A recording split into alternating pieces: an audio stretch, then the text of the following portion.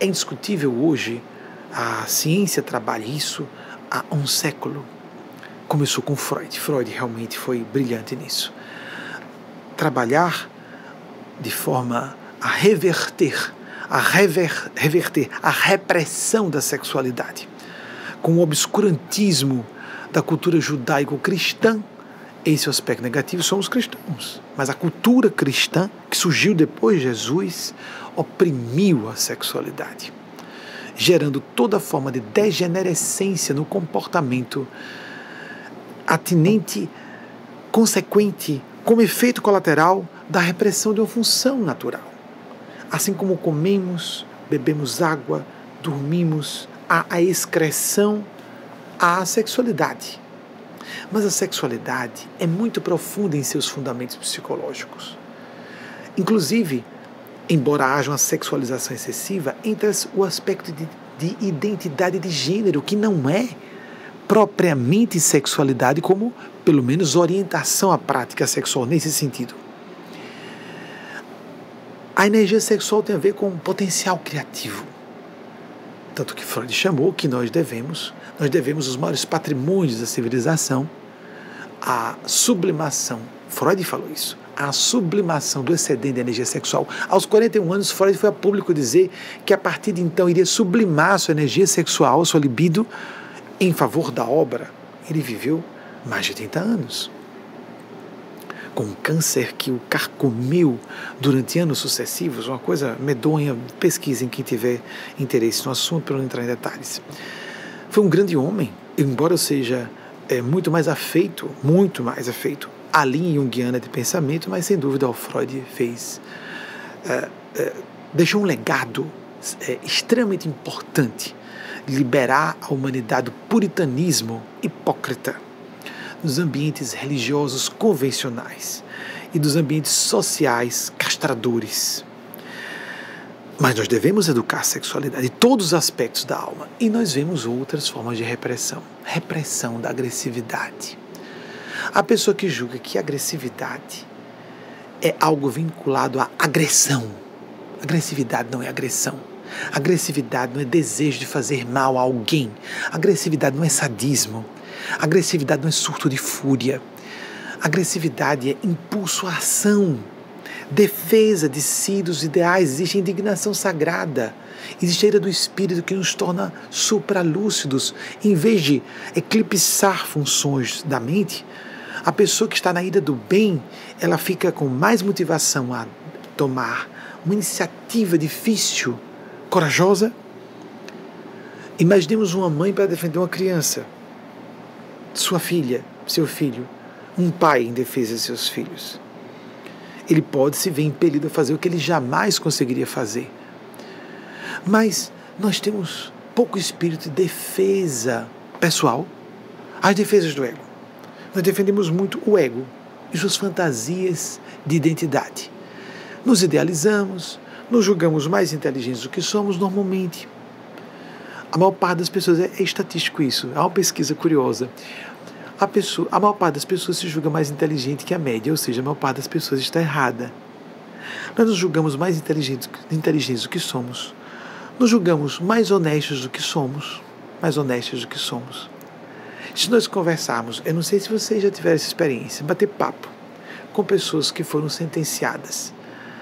Há muita injustiça, claro. Há falhas no sistema judiciário e há falhas que nós não temos como avaliar pelos tipos legais, pela legislação de certa época e lugar. A legislação pátria num país, a legislação pátria em outro, o sistema judiciário num país, o sistema judiciário em outro país. O quanto há de erros judiciais, o erro judicial é muito comum, por isso o perigo da pena capital. Mas, afora isso, os crimes aos olhos de Deus e da espiritualidade que não são combinados em leis humanas, as imoralidades, as dissimulações sociais, as manipulações no seio da família, ou entre amigos, amigas, ou entre cônjuges. Mas nossas consciências sabem, e nós podemos nos enganar. Autossabotagem. Sabotar a espiritualidade. Carl Gustav Jung conta um episódio em que ele recebeu uma paciente que se colocou como paciente, não necessariamente a pessoa fazer terapia se sentindo doente. Mas o que é sanidade mental? Quem vai estabelecer isso? Muito bem. Creio que já falei sobre isso recentemente. Vamos contar o caso que Jung trouxe a lume. Uma paciente o procurou. Tinha que ser Jung. Naquela época, isso 80 anos, 90 anos.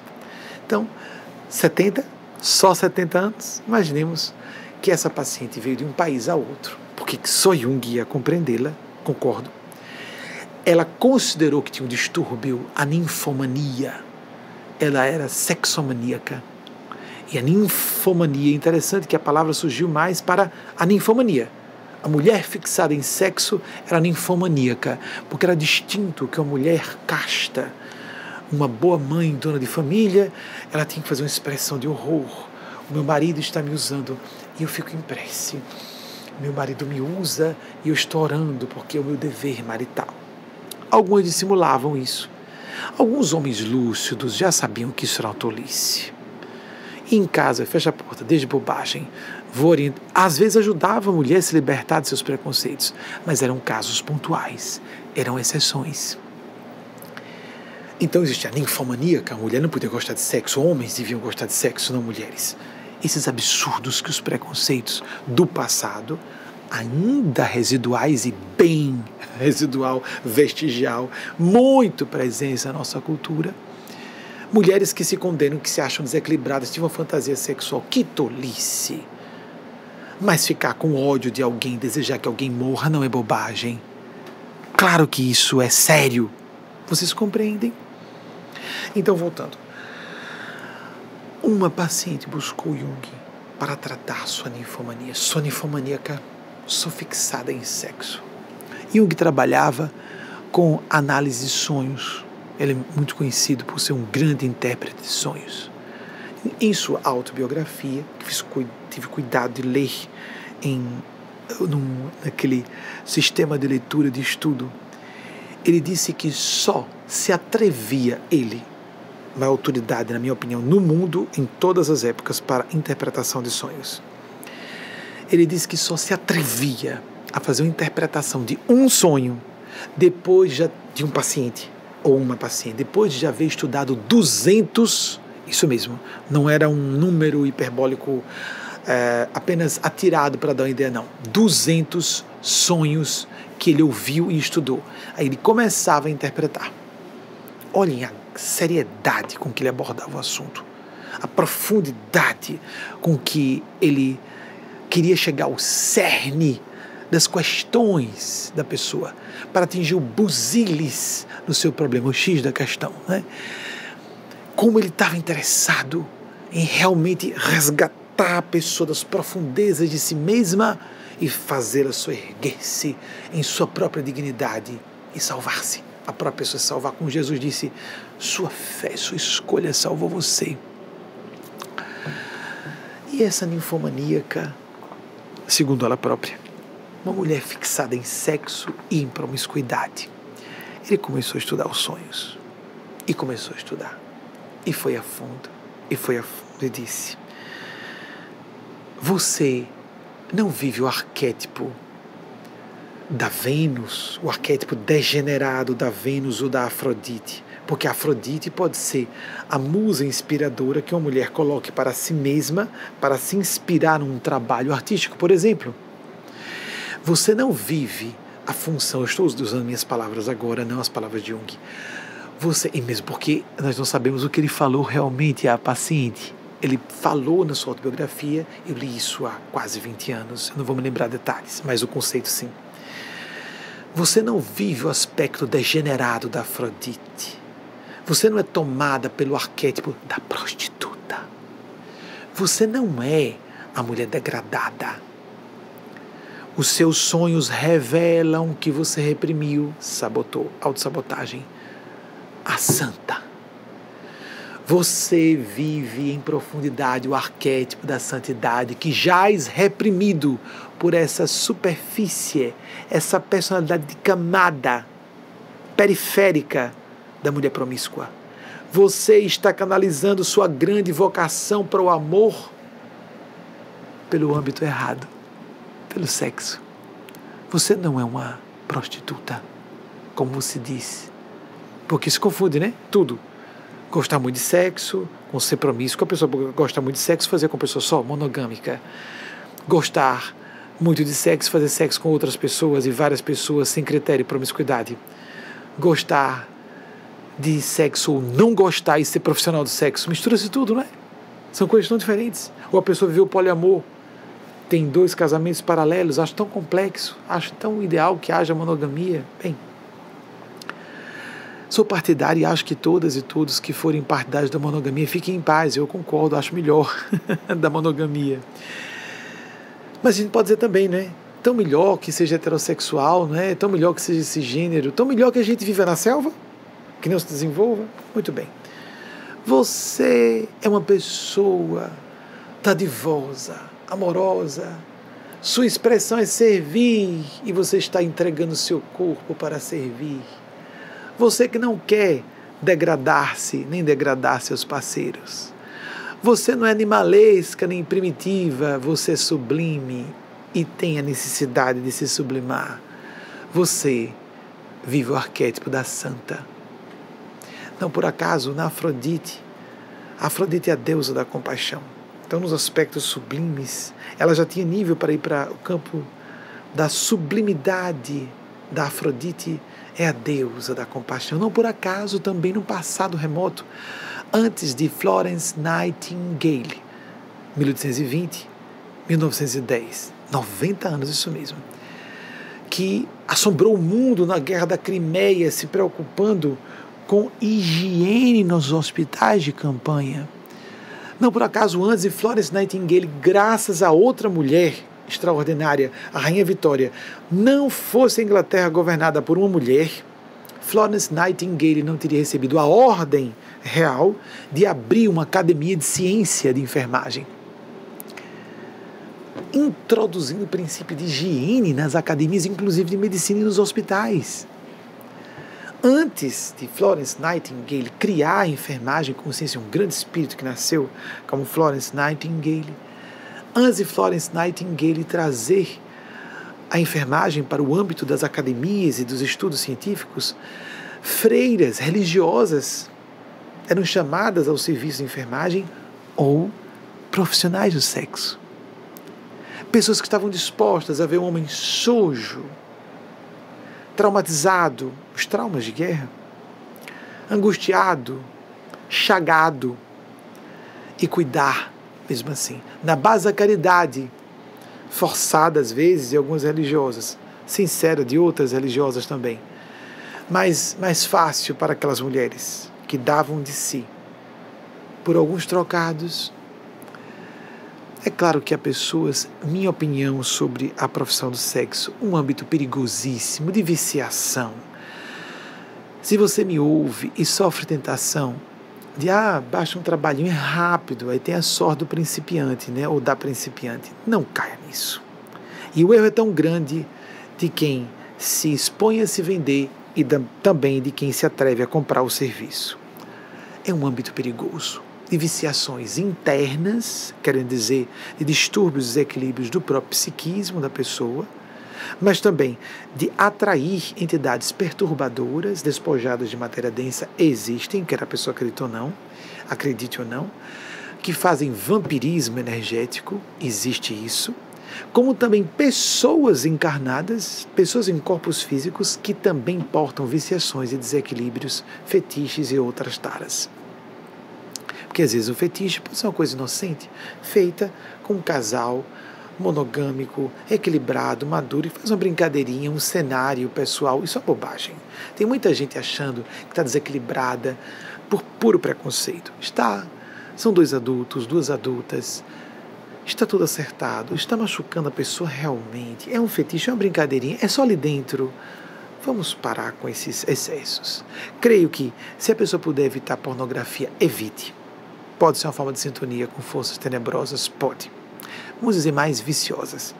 O sexo online, mais ainda. Você está à distância se conectando energeticamente com alguém. Evite mais ainda. Mas nós não podemos ser inflexíveis no âmbito moral.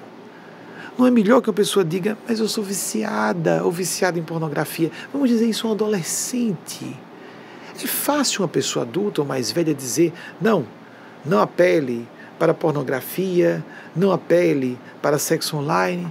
E a pessoa tem um casamento estável, tem menos hormônios ou menos necessidades ao coito, à cópula. É um impulso que algumas pessoas têm mais ou menos. Às vezes porque já sublimamos a energia sexual, parte mais expressiva dessa energia da libido. Mas a energia do Thanatos se imbrica com a energia da libido e leva a pessoa a comportamento autodestrutivo na sexualidade, como por exemplo se expondo a múltiplos parceiras, submetendo-se ao perigo de adquirir DSTs, a transmitir DSTs, a perder a vida física antes da hora, a perder a vitalidade com enfermidades crônicas, incuráveis. A AIDS mata até hoje muita gente. Existe o coquetel, é uma sobrevida, a pessoa tem uma série de efeitos, sofre uma série de efeitos colaterais para aquelas e aqueles que agiram de forma mais displicente, menos consciente consigo mesma e com outras pessoas. Que não sejamos preconceituosos, que sejamos conscienciosos, respeitosos, começando com nós mesmos. Preste atenção, principalmente, aproveitando. Nós falamos isso todas as semanas. Se reprimir a sexualidade é um problema, reprimir a transcendentalidade é muito pior. O que nos qualifica como seres humanos são os sentimentos. Animais, principalmente os mamíferos superiores, reproduzem muito das nossas emoções básicas. Ciúme, inveja, medo, raiva. Observem, quem tem animais domésticos, cãezinhos, gatinhos, eles têm personalidade. Isso é óbvio no convívio.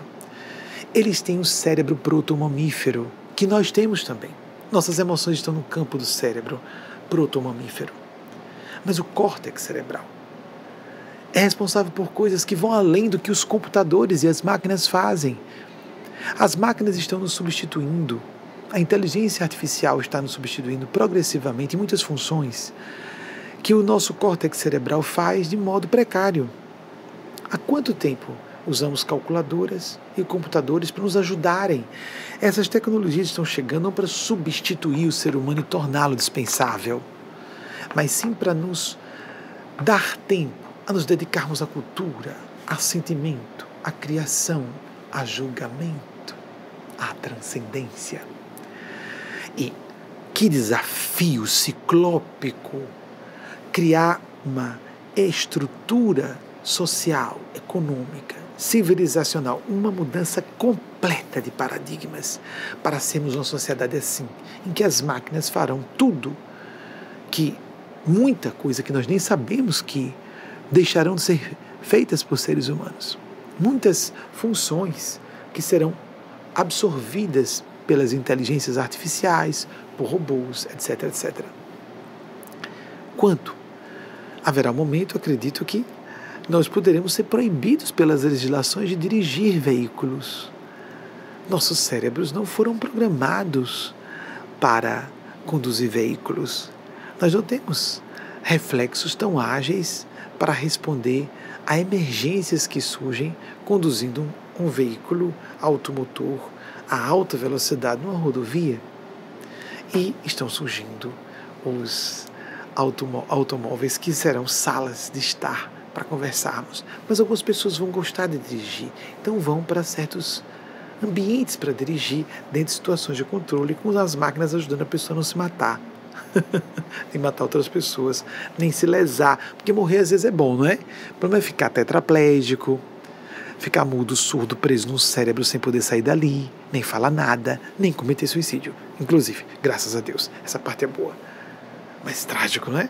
Então, não nos sabotar no campo da espiritualidade. Então, eu queria recomendar mais uma vez, porque possam voltar a falar. Leve a sério essa proposta. Oração diária, meditação diária.